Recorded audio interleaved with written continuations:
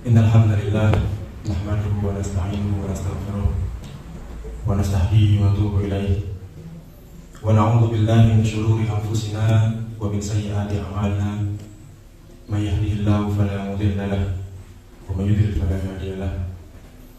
Asyhadu an la ilaha illallah wa asyhadu anna Muhammadan abduhu wa rasuluh la nabiyya wa rasula ba'da. Allahumma shalli wa sallim ala nabiyyina Muhammadin wa ala alihi wa ashabihi asma'in, amma ba'du. Akhwah dan akhwat fillah, marilah kita bersyukur Allah Subhanahu wa taala yang telah memberikan kepada kita kenikmatan yang luar biasa. Kenikmatan yang seandainya dihitung tidaklah mungkin akan bisa dihitung. Kenikmatan yang kalau kita flashback gitu ya. Kalau kita flashback sebenarnya apa yang kita alami sampai detik ini adalah kumpulan daripada nikmat-nikmat yang Allah berikan kepada kita semuanya. Jenengan yang hari ini sudah berumur 30 tahun, maka 30 tahun itu adalah detik demi detiknya adalah nikmat dari Allah.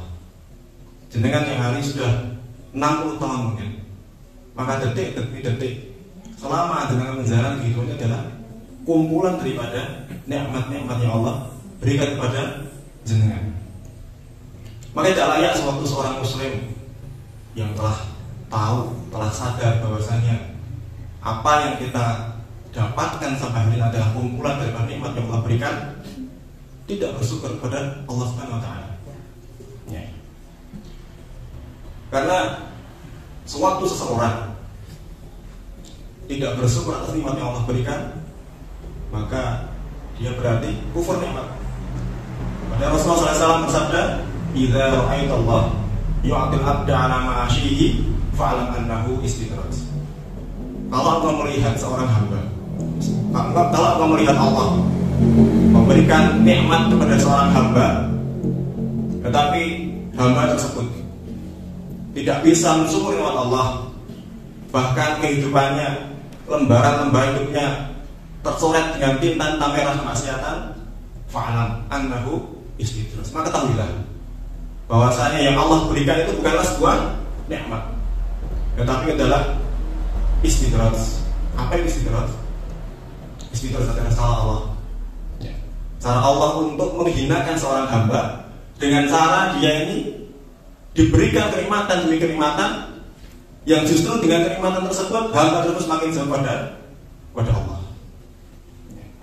Maka sebenarnya kalau kita lihat ada seorang yang dia ini bergelimang dengan kenikmatan dan banyak kita lihat ternyata, tetapi dia tidak bisa menjadikan kenikmatan tersebut dirubah menjadi ketaatan pada Allah, maka pada hakikatnya apapun kenikmatan yang dia rasakan itu bukanlah sebuah kenikmatan, tapi adalah kehinaan yang Allah berikan agar dia semakin jauh pada Allah. Maka seorang muslim adalah seorang yang dia pandai merubah setiap nikmat yang Allah berikan menjadi ketaatan demi ketaatan. Orang yang rahimahullah, sampai hari ini kita alhamdulillah sudah masuk kepada hari-hari akhir di bulan Ramadan, bulan yang penuh keberkahan, bulan yang di dalamnya terkandung banyak sekali faedah. Allah mengobral pahala-pahala bagi umat muslim. Ramadan sendiri, kalau dalam kita lihat dalam sebuah kitab namanya Fathul Qadir, kata Ramadan itu dari kata Ramadan yang artinya membakar. Kenapa kok Ramadan ini disebut bulan siang, bulan puasa disebut Ramadan? Disebut dari asal kata Ramadan yang artinya membakar. Di dalam kitab tersebut disampaikan bahwasanya ada dua alasan. Yang pertama yaitu karena terik matahari pada bulan Ramadan ternyata lebih terik daripada bulan-bulan selain Ramadan. Ini yang pertama. Kita rasakan sendiri bahwasanya ternyata siangnya Ramadan itu sekalipun belum ada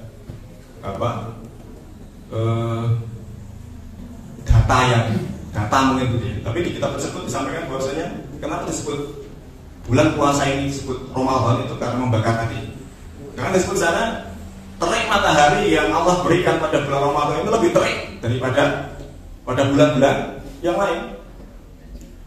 Dan ini adalah salah satu ujian bagi seorang muslim. Karena Allah itu kan akan memberikan salah satunya akan memberikan pahala yang lebih sesuai dengan ujian yang Allah berikan. Maka kita sebagai seorang muslim itu atas apa yang Allah berikan. Maka perlu bagi seorang untuk berdoa. Karena kadang-kadang memang angin kehidupan ini tidak sesuai dengan apa yang kita inginkan. Kita inginnya ke kanan, tapi ternyata angin kehidupannya ke kiri, sebaliknya. Maka kita harus sering-sering berdoa kepada Allah, semoga Allah memberikan kelapangan pada hati kita untuk menerima setiap ujian yang Allah berikan, agar kita ridho atas apa yang Allah ujikan kepada kita. Karena sewaktu kita ini tidak ridho kepada apa yang Allah berikan berupa ujian, maka itu menjadi sebuah masalah. Bahkan termasuk dosa besar sewaktu seseorang itu menghujat atas apa yang Allah takdirkan.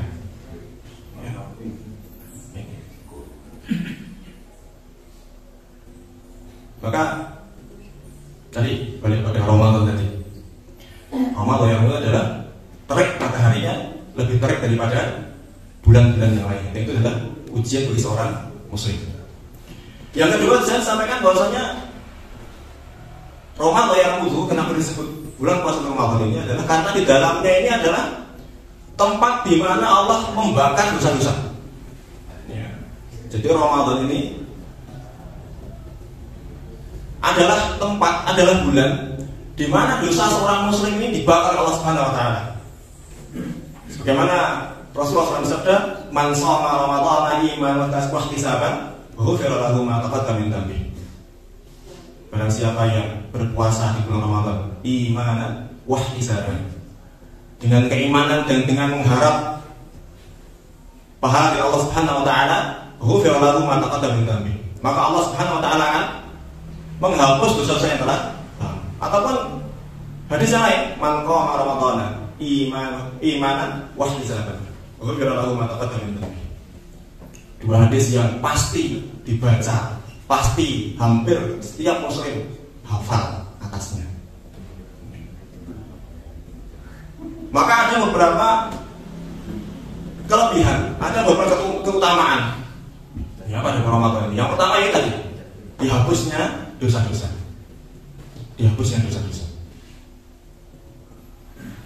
Yang kedua yaitu pada bulan Ramadan ini dilipat gandakan harta. Dilipat gandakan pahala, Masya Allah ya. Ini sedikit informasi ya. Saya tadi dibedok sama Pak Tamik ya. Pak Tamik waktu sebelum sholat subuh itu langsung sandikan sama sing usul pertama. Masya Allah ya. Jadi langsung ini. Jadi maaf kalau nantinya ada sedikit dan banyak salah, karena saya bukan seorang dai, seorang thalibul ilmi, seorang pencari ilmu, bukan seorang muallim. Jadi yang kedua adalah dalam bulan puasa ini pahala dilipat gandakan. Ini kan dua hal yang sangat menggiurkan seharusnya bagi seorang muslim. Seorang muslim yang dia baik, dia lebih mengutamakan akhiratnya daripada dunianya. Maka kedua kabar ini menjadi sesuatu yang sangat menarik. Dihapuskan dosa-dosa, dilipat gandakan pahala. Maka seharusnya seorang muslim mengambil kesempatan dengan sebaik mungkin. Tetapi memang karena begitu besar gemerlap dunia yang menyilaukan mata, begitu ya. Begitu besar gemerlap dunia yang menyilaukan mata, maka dua iming-iming dari Allah Subhanahu wa taala ini jarang yang bisa mengambil. Sesuai dengan apa yang Allah firmankan dalam Al-Fatihah itu, ya ayuhan nas inna wa'dallahi haqqun fala taghurrannakumul hayatud dunya wa la yaghurrannakum billahi al-ghurur inna syaitana aduwwan fattakhidhuhu aduwwan.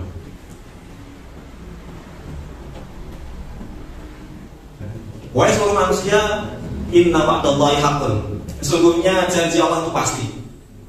Janji di mana ada surga dan neraka itu pasti. Janji di mana di surga itu ada kenikmatan yang luar biasa itu pasti. Bahkan kalau kita lihat dalam sebuah kitab ya, kalau diartikan di dalam Indonesia itu ada kitab namanya Tamasya Surga. Masya Allah. Kalau kita lihat baca kitab itu ada Tamasya Surga. Perlu kita untuk membaca kitab-kitab yang bisa memberikan motivasi bagi kita ya untuk beribadah. Salahnya adalah di Tamasya Surga. Sedikit gambaran. Sekalipun surga itu ada hadisnya. Tidak bisa dibayangkan oleh kepala, itu bisa dilihat oleh mata gitu ya. Tetapi ada informasi yang Allah berikan kepada manusia tentang bagaimana surga. Dan itu adalah salah satu cara untuk memberikan motivasi bagi seorang muslim untuk berbuat surga. Ada sebuah pohon di surga itu yang naungan pohon tersebut. Nanti saya sampaikan teman saya tahu ya, tidak pelenceng tentang janji surga. Ada sebuah pohon yang luas naungannya itu tidak bisa dilewati oleh seorang penunggang kuda dengan kuda yang handal, dengan penunggang yang handal selama 70 tahun perjalanan. Kira-kira pohon itu sebesar apa? Lalu pintu surga, salah satunya adalah pintu surga. Pintu surga itu luasnya 40 tahun perjalanan. Tetapi orang-orang yang masuk ke dalamnya itu berdesak-desakan sampai tangannya ini disana sakit gitu ya, karena berdesak masuk ke saking besarnya pintu surga. Lalu mungkin berpikir, kalau luasnya surga itu pohonnya segitunya, lalu surga itu luasnya apa? Allah berfirman, wasa'il maghfiratan min rabbikum wa jannatin 'arduhas samawati wal ardh. Wasa'il maghfiratan min rabbikum wa jannatin 'arduhas samawati wal ardh. Bersegeralah kamu kepada maghfirah Allah dan jannahnya. Yang jannah tersebut luasnya adalah seluas langit dan bumi. Jadi jannah itu luas langit dan bumi. Saya pernah mendapati sebuah postingan di WA atau di YouTube mungkin ada ya, tentang bagaimana tata surya ini. Di sana digambarkan ada seorang yang berdiri begitu. Lalu di zoom keluar, artinya dijauhkan gitu, dijauhkan dari seseorang. Lalu kelihatan pulaunya. Lalu di zoom lagi, keluaran lagi, kelihatan buminya gitu. Di zoom lagi ternyata bumi itu ada beberapa planet, ada kalau di SD itu kan hafal ya, Merkurius, Venus, Jupiter, ya, Mars, sampai Pluto itu, di samping dia kan itu. Ternyata bumi itu yang hari ini kita injak itu tidak ada apa-apanya dengan planet yang besar. Planet yang besar ini di zoom keluar lagi, kata ada yang planet atau apa namanya, itu luar biasa besarnya. Matahari lebih besar lagi. Itu baru satu galaksi, namanya galaksi Bima Sakti. Dari satu galaksi Bima Sakti itu, ternyata bumi itu hanya satu titik. Bahkan kalau kita pernah belajar, ternyata di alam raya ini ada jutaan galaksi. Maka kalau digambarkan bagaimana surga itu seluas langit dan bumi, pas sewaktu satu pohon itu tidak bisa dilewati oleh seorang penunggang kuda selama 70 tahun. Ini surga. Ada juga bagaimana surga itu mengalir di dalamnya adalah sungai-sungai. Di sana jadi ada hadis-hadis yang menerangkan bagaimana sungai itu mengalir gitu ya. Ternyata sungai itu mengalir lewat bawah dipan-dipan itu. Jadi dipan-dipan itu mengalir di dalamnya adalah sungai-sungai. Dan ini sesuai dengan melalui seseorang. Jenengan. Ya, mungkin ada sebagian besar ataupun saya kira semuanya ingin gitu. Sewaktu di dalam rumah itu ada taman, ada air mengalir. Itu kan sejuk, enak gitu ya. Ada akuarium yang di bawahnya ada ikan-ikannya. Enak gitu loh. Wong burung saja, mungkin ada yang senang burung ya. Burung itu kalau macet gitu, nggak mau berbunyi, itu ditaruh di tempat yang ada gemericiknya air, sehingga dari situ ada mungkin ketenangan. Lalu burung itu bisa memecah lagi. Sama kita itu kalau ada air mengalir gitu ya, gemericik gitu, itu enak buat tidur, enak, tenang gitu. Dan ternyata air sungai-sungai yang mengalir di surga itu sesuai dengan naluri seorang untuk mendapatkan kemenangan tadi. Bahkan lumpurnya ini adalah dari perhiasan, batu-batunya dari emas dan mutiara. Pokoknya enak. Itu gambaran surga. Maka tidak bisa dibandingkan surga dengan dunia, itu bisa dibandingkan. Bahkan Allah Subhanahu Wa Taala, Zat yang maha suci, Zat yang maha sempurna, Zat yang tidak ada salah di dalamnya. Allah Subhanahu Wa Taala hanya memuji satu tempat, yaitu surga. Coba dengan cek di Al-Quran, ada nggak tempat yang dipuji Allah Subhanahu Wa Taala? Bukan Allah ya, padahal Allah yang menciptakan. Ya. Tetapi Allah Subhanahu Wa Taala memuji surga tersebut atas keindahannya. Padahal Allah itu maha indah. Allah itu maha indah.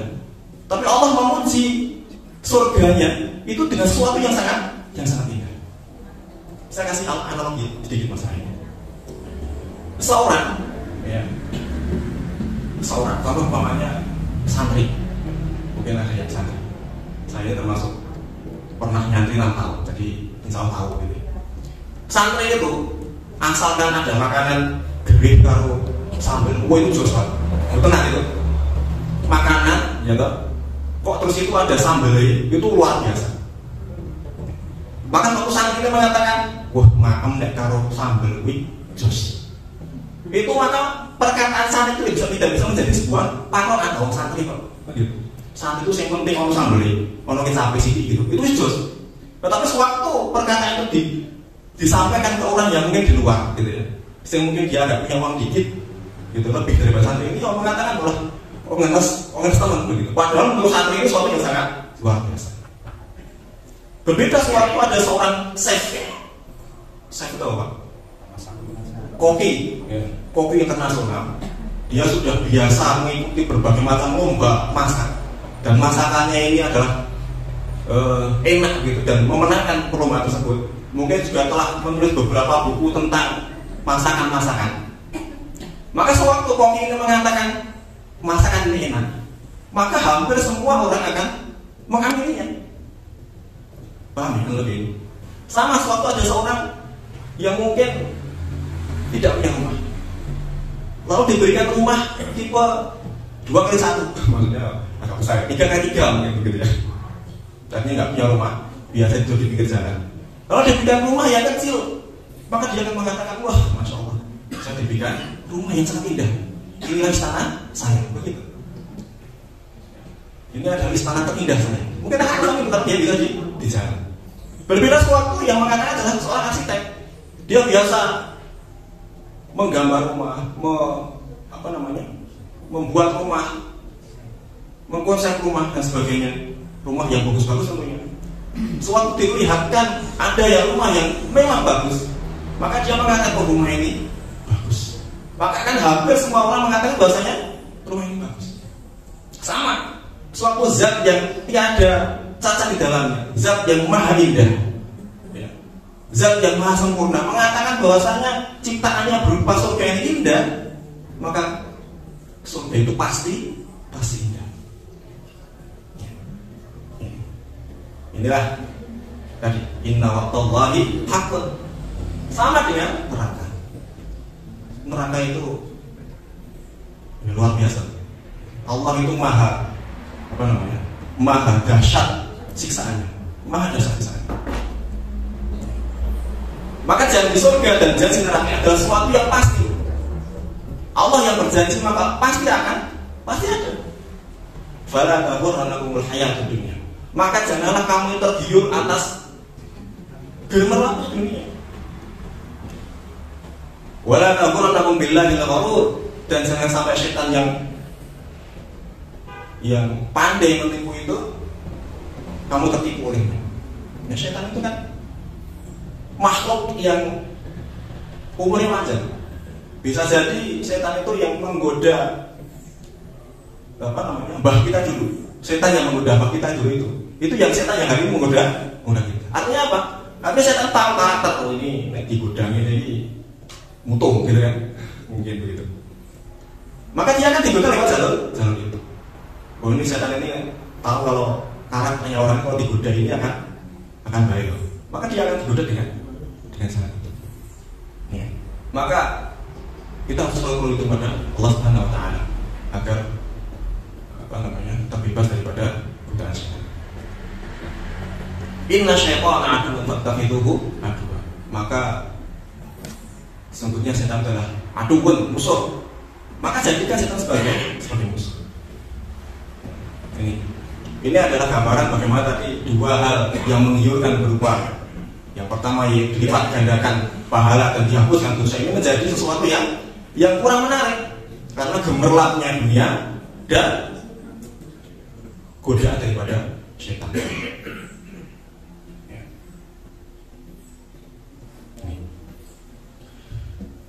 Kawan bikin rahimani rahimakumullah sampai bagaimana dua hal ini tidak bisa sulit untuk digabung oleh seorang muslim. Makanya pernah suatu saat Jibril alaihissalam itu menasihati Rasulullah SAW. Dan tentunya nasihat Jibril ini menjadi nasihat bagi semua muslim, bukan cuma untuk Rasulullah SAW. Apa yang disampaikan oleh Jibril alaihissalam? Jibril mengatakan, ya Muhammad, isma syi'ta fa innaka mayyitun wahbub ma syi'ta fa innaka mufarriqun bih wa'mal ma syi'ta fa innaka mukhzi bih. Jibril mengatakan, isma syi'ta, ya Muhammad, isma syi'ta, wahai Muhammad, hiduplah untuk kamu, fa innaka mayyitun, karena sesungguhnya aku akan mati. Wahbub ma syi'ta fa innaka mufarriqun bih, dan cintailah apa yang akan kamu cintai sesukamu, karena sesungguhnya aku akan mufarriqun, akan berpisah darinya. Wa'mal ma syi'ta fa innaka mukhzi bih, dan berbuatlah sesukamu, beramal sesukamu, karena sesungguhnya aku akan dihisab atasnya. Ini menjadi sesuatu yang harus kita camkan dalam menjalani hidup kita ini, sehingga semoga nasihat Jibril ini menjadi teguran, menjadi lecutan bagi kita untuk kembali sewaktu kita ingin berbuat maksiat. Ya Muhammad, isma syi'ta, wahai Muhammad, hiduplah sesukamu. Karena memang kita lihat hari ini, kita mau hidup secara hedonis ataupun hidup secara sekuler,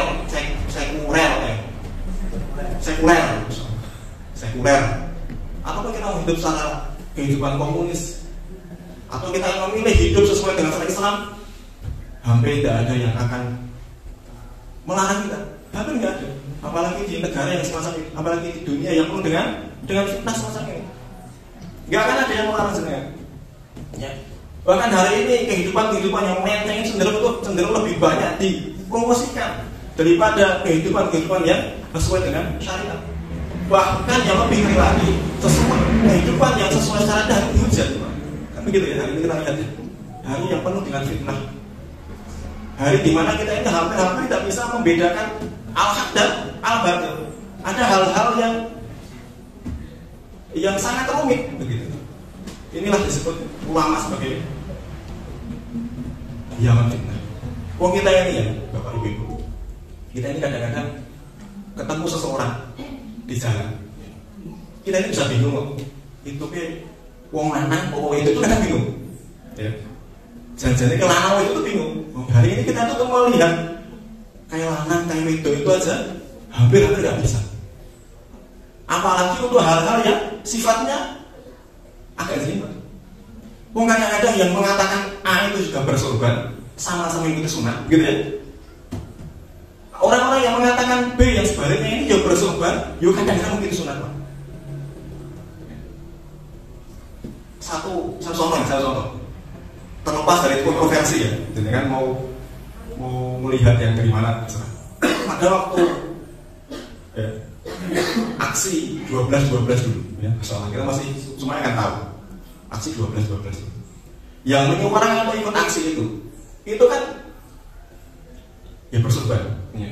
Orang muslim, jelas orang muslim, banyak orang muslim juga mengikuti sunnah, ingin agar membela dari rumah itu kan niatnya kan ingin membela Al-Quran, agar Al-Quran ada yang membela karena adalah penistaan pada agama. Tapi di satu sisi ada seorang ustadz yang sama-sama berkorban, sama-sama ikuti sunnah begitu ya. Kalau yang nggak sunnah ataupun yang di luar Islam itu mungkin sesuatu yang biasa gitu. Itu menghujat dengan ya bukan maksudnya dengan itu beliau mengatakan sesuatu yang sebaliknya begitu. Lalu kita itu terus pilih yang mana? Padahal kan sama-sama mengikuti sunnah. Ini adalah sesuatu yang salah satu contoh bahwasanya adalah zaman yang penuh dengan fitnah. Kita akan sangat sulit untuk membedakan al-haq dan al-batil. Maka salah satu hikmah doa untuk mendapatkan hidayah adalah semacam ini. Doa Allahumma arinal haqqa haqqan warzuqna ittiba'ah wa arinal batila batilan warzuqna ijtinabah. Allahumma arinal haqqa haqqan. Ya Allah, tunjukkanlah yang hak itu adalah hak. Ini perkara sulit. Ya. Karena sesuatu yang perkara sulit, maka minta kepada Allah, ya Allah tunjukkanlah yang hak itu adalah hak. Karena kadang-kadang al-haq itu kelihatannya batil juga ada. Ataupun yang batil itu karena biasa dipromosikan, biasa diusahakan, menjadi seolah-olah menjadi sesuatu yang hak. Maka kita berdoa Allahumma arinal haqqa haqqan. Ya Allah tunjukkanlah yang hak itu adalah hak. Warzuqna ittiba'ah, dan berikanlah rezeki kepadaku untuk mengikutinya, mengikuti yang hak tadi. Wa arinal batila batila, dan tunjukkanlah ya Allah yang batil itu benar-benar batil. Yang benar-benar batil itu kelihatan batil begitu. Warzuqna ijtinabah, dan berikanlah rezeki kepadaku untuk menjauhinya. Karena menjauhi perkara yang buruk atau melakukan perkara yang baik itu rezeki Allah Subhanahu wa taala. Manusia itu kan disifati sebagai makhluk yang doluman jahula, yang dolim dan jahil, yang dhaif dan lalai, kan begitu ya? Dalam hadis kan manusia itu kan dhaif, lemah dan lalai, mudah lalai. Ataupun doluman jahula, makhluk yang dolim dan bodoh. Maka suatu seseorang itu bisa mengikuti hak itu adalah rezeki, itu adalah mutlak dari Allah Subhanahu wa taala. Dan suatu seseorang itu menjauhi yang buruk, itu adalah rezeki dan mutlak dari Allah Subhanahu wa taala.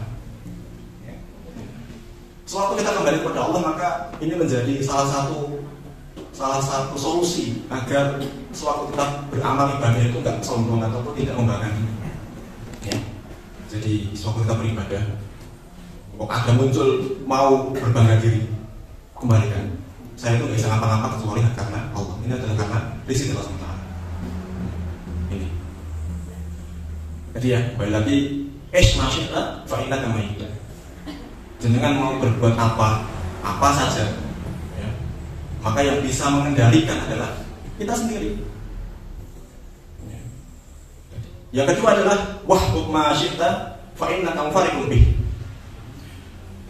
Yang kedua yaitu wahai Muhammad, cintailah apa yang kamu cintai, karena sesungguhnya kamu akan berpisah darinya. Kita punya anak, kita punya harta, maka cintailah. Masyaallah, terserah kamu. Tetapi yang menjadi dasarnya, menjadi underline-nya adalah fa inna kamu farikun bi, karena sesungguhnya kamu akan berpisah darinya. Artinya apa? Artinya sewaktu kita mencari harta, mencintai harta, pastikan bahwa kita paham kita akan berpisah dari ini. Sewaktu kita benar-benar mencintai anak kita, maka pastikan kita paham bahwasanya kita akan berpisah dari ini. Maka cintailah itu sesuai dengan yang Allah kehendaki. Ini menjadi underline-nya. Sewaktu ada syariat Allah yang menjadikannya bertubuhkan antara cinta harta dengan syariat Allah, ataupun cinta anak dengan syariat Allah, maka pastikan kita paham kita akan kembali pada Allah dan kita akan ditinggal ataupun berpisah dari apa yang kita cintai. Sehingga ini menjadi sesuatu yang menjadikan kita bisa memilih. Dua hal kecintaan ini akan kita pilih yang mana? Nanti sama yang pertama, kita akan memilih kehidupan apa yang kita pilih. Maka andalanya adalah fa'innaka mayyitun, kamu akan mati. Sehingga sewaktu kita akan berbuat melenceng dari syariat Allah, kita ingat, jangan-jangan sewaktu kita mau berbuat dan kita sudah berbuat ini, kita akan mati. Sewaktu kita mau dalam kemaksiatan, maka kemana akan kita akan pergi, pasti akan ke neraka. Maka itu menjadi suatu benteng bagi kita untuk taat pada Allah. Yang ketiga yaitu wa'mal ma syi'ta fa innaka mukhzi. Berbuatlah sesukamu, beramalah sesukamu. Berbuat maksiat. Hari ini itu maksiat itu dibuka lebar selebar-lebarnya, dibentangkan di depan mata kita. Hampir nggak ada sekat kita dengan kemaksiatan. Kita mau memilih untuk berbuat baik atau berbuat maksiat itu hampir nggak ada sekat. Berbeda mungkin sewaktu ada isam tegak, akan ada sekat. Artinya kemaksiatan itu akan dijauhkan, begitu kan?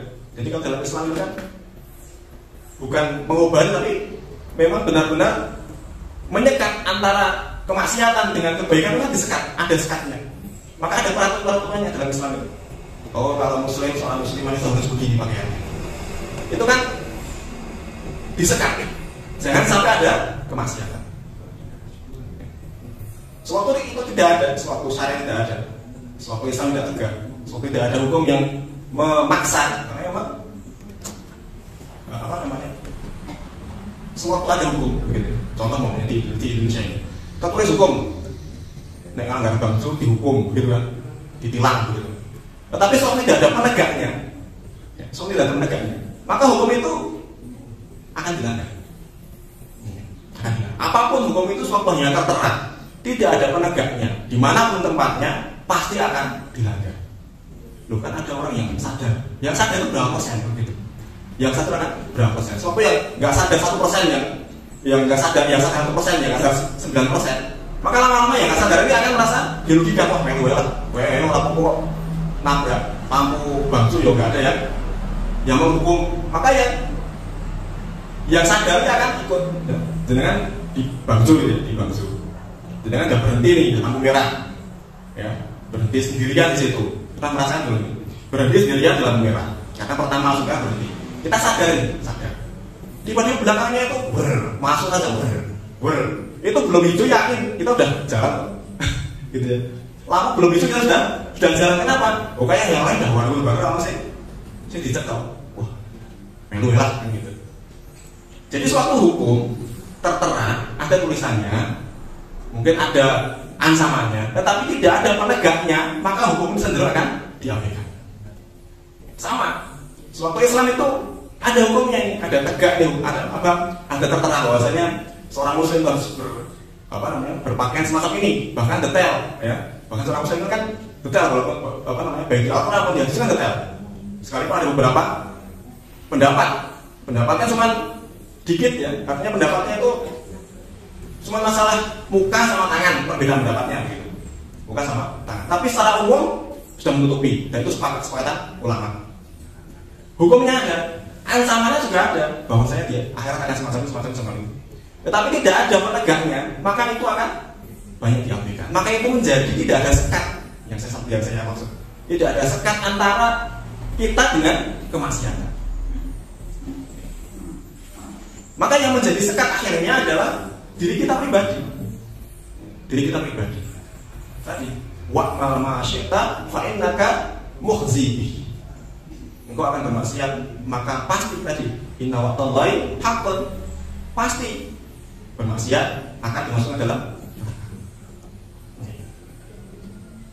berbuat baik akan dimasukkan dalam surga. Kembali. Makanya para ulama sepakat tentang Ramadan tadi, bulan Ramadan tadi. Maka para ulama sepakat bahwasanya Ramadan itu adalah bulan tarbiyah. Bulan di mana seseorang digembleng. Bulan di mana seseorang dikekeh dari kemaksiatannya, diobral pahalanya sehingga dia beramal secara maksimal. Kalau ulama sepakat bahwasanya Ramadan sebagai bulan tarbiyah, maka akan dimaklumi bahwasanya setelah masa-masa tarbiyah, masa-masa belajar, ya, maka akan ada yang namanya alumni. Ya. Kita ini nantinya setelah tanggal 1 Syawal akan menjadi alumni Ramadan. Ya. Maka juga akan ada alumni yang ranking 1 kumlot, ya, IP-nya 4. Tapi ada alumni yang di bawah, yang tidak akan dapat apa-apa, yang di DO sebenarnya begitu. Kalau dia bukan alumni, ini udah alumni tapi nilainya sangat rendah, ataupun nggak punya nilai.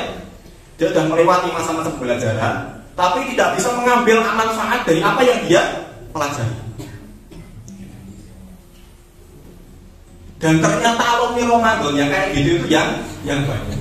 Rasulullah SAW rubba shaimin laisa lahu min siyami ila jui wal atas. Ini yang digaris bawahi adalah shaim, rubba shaimin. Sangat banyak orang yang berpuasa. Berpuasa ini banyak orang yang berpuasa ya. Rubba shaimin. Sangat banyak orang yang berpuasa ini laisa min siyamihi, ya. Tidak ada yang dia dapatkan dari siyamnya illa ju'in wal atasin, kecuali lapar dan dahaga. Kita akan melewati ini, kita akan menjadi alumni. Bahkan jenengan yang hari ini sudah umurnya mungkin sudah tadi 50 tahun, mungkin sudah menjadi alumni yang kesekian dari bulan Ramadan. Dan memang begitu ayatnya.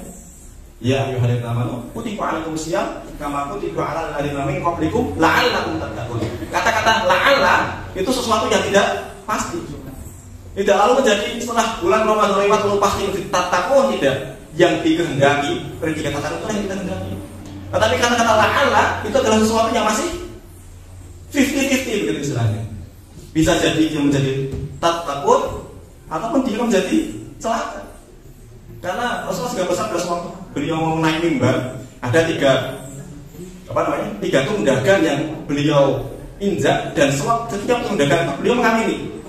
Ini hati-hati. 3 hal ini.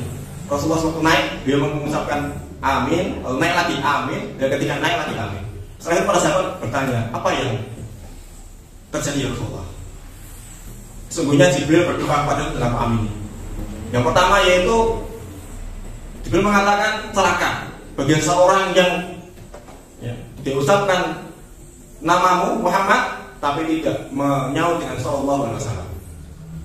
Yang kedua adalah celaka bagi seseorang yang di dalamnya masih ada orang tuanya, tapi orang tuanya tidak bisa menjadikan dia masuk ke dalam surga.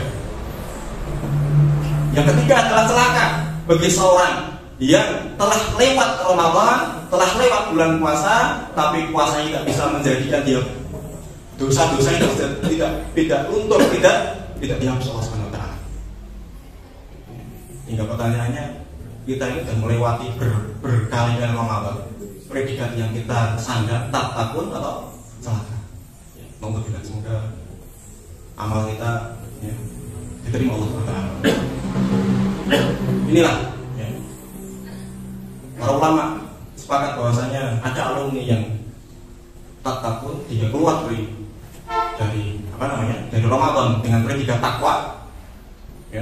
Tapi ada setelah Ramadan lewat, dia menjadi celaka karena Ramadannya tidak bisa menghapus, tidak bisa menjadikan Allah menghapus dosanya. Ibnu Rajab Al-Hambali dalam Waqtul Ma'arif ya, mengomentari masalah saum Syawal itu menjadi salah satu ciri seorang itu diterima puasanya. Karena sungguhnya ulama berkata mengatakan inna jazaa'ul hasanati hasanatu ba'da wa jazaa'u sayyi'ati sayyi'atu ba'da. Sesungguhnya balasan bagi seorang yang berbuat baik itu adalah dia dimudahkan dalam berbuat baik selanjutnya. Wa jazaa'u sayyi'ati sayyi'atu ba'da. Dan balasan bagi orang yang berbuat buruk adalah dia akan dimudahkan berbuat buruk setelahnya. Maka salah satu cirinya dia diterima amal puasanya adalah salah satunya adalah dia menjalankan saum Syawal. Itu perkataannya Ibnu Rajab Al-Hambali dalam Waqtul Ma'arif. Jadi memang takwa ini ada cirinya. Seorang yang dia berbuat baik ini ada cirinya sewaktu perbuatan baiknya ini diterima Allah SWT. Sewaktu dia contoh mamanya ini bagi yang hari itikaf ya. Hari pertama itikaf itu, hari kedua itikaf itu, hari ketiga dan seterusnya udah nggak itikaf lagi. Jadi hati-hati ini, hati-hati. Maka jangan kendorkan gaspol yang itikaf, gaspol. Makanya karena ini hari terakhir dan ini penentuan. Semua amal itu dinilai akhirnya. Makanya ada doa ini Allahumma sallallahu alaihi akhirahu. Ya Allah jadikan umurku yang terbaik yang akhir. Wasal khairu amali khatimahu. Allahumma sallallahu alaihi akhirahu wa khairu amali khatimahu wa khairu ayyami yaumal qafi. Ya Allah jadikan umurku yang terbaik adalah umur yang akhir. Dan jadikanlah amal yang terbaik adalah amal yang akhir. Dan jadikanlah hari di mana hari yang paling baik adalah hari di mana aku bertemu dengan engkau. Maka amal itu gitu dilihat akhirnya. Maka itulah perlunya istiqomah. Istiqomah itu berat, baik sekali. Istiqomah itu berat. Maka istiqomah itu menjadi karomah bagi seorang muslim. Karomah apa sih? Karomah itu sesuatu yang bisa dikatakan di bawah daripada mukjizat gitu. Karomah itu, kalau mukjizat kan nabi, tapi karomah itu seorang muslim. Tetapi tidak bisa dipelajari, tidak bisa dilihat kebiasaan gitu. Contoh umpamanya ada seorang yang dia ini kecelakaan maut yang luar biasa, tetapi dia masih sehat walafiat, tidak ada satu kelecet, itu satu karomah. Dan istiqomah ini adalah karomah. Karena seorang ulama katakan al-karomah itu luzumul istiqomah. Karomah ini adalah melazimi istiqomah. Dan itu berat. Jangan istiqomah datang tiap hari di masjid Al-Manar mengikuti mulai subuh, ini adalah salah satu karomah. Maka perlu istiqomah. Ya. Mari bikin rahimahullah kembali pada hadis tentang Ramadan ya. Dan ternyata Ramadan ini pada waktu Rasulullah SAW itu sesuatu yang sangat besar. Banyak hal-hal besar yang terjadi di Ramadan. Perang Badar itu terjadi pada bulan Ramadan. Fathul Mekah itu juga terjadi pada bulan Ramadan.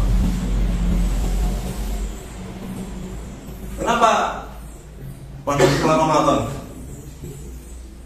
terjadi hal semacam itu kok kuat gitu ya? Rasulullah SAW bagaimana menjadi para sahabatnya ini? Bayangkan gue ya, perang Badar ini kan pertama kali orang yang sebenarnya bukan perang, hanya untuk nyegat kafilah dagang, tapi ternyata takdir Allah untuk menjadi perang itu pada bulan Ramadan. Artinya sewaktu nggak sengaja perang itu kan pelanggarannya juga minim, dan ternyata Allah memenangkannya. Fathul Mekah, ya. Fathul Mekah itu gambarnya begini: kita diusir dari Parakan. Kita ini kan rumahnya Parakan, hidup di Parakan, lahir di Parakan, punya suami di bawah Parakan, gitu kan? Kita hidup di sini, kita tumpah darah kita. Lalu ada sesuatu hal yang menjadikan kita diusir dari tempat ini. Jadi bayangkan suatu mungkin dengan pernah pergi ke suatu tempat, gitu ya. Pernah pergi ke suatu tempat, itu pasti akan ada kerinduan yang sangat untuk datang ke tempat itu lagi. Pergi ke tempat-tempat, lalu pernah mantap di situ lama. Soalnya pokoknya dulu pernah saya itu sekolah di Jogja selama 4 tahun karena kuliah. Maka tempat itu akan sangat kita rindukan ke sana. So kita pergi ke sana akan mengatakan, oh gitu, biar bapakku yang gini, ibu yang gini, gitu. Karena ada kerinduan, ada memori yang tidak bisa dilupakan. Sama perasaan orang-orang Mekah kaum Muhajirin itu semacam itu. Dan bahkan itu menjadi kuat karena itu adalah kuat dalam mereka. Nah, suatu Fathul Mekah ini adalah suatu yang sangat besar. Dulu mereka diusir, lalu masuk lagi untuk Fathul Mekah, membuka kota Mekah.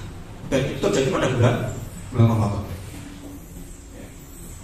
Kenapa hal itu terjadi? Karena yang pertama bahwasanya Ramadan itu tidak pernah bisa dipisahkan dengan iman. Dengan iman. Allah berfirman, ya ayyuhalladzina amanu kutiba alaikumus syiyam. Atau yang lain, man shoma ramadhana imanan wa ihtisaban.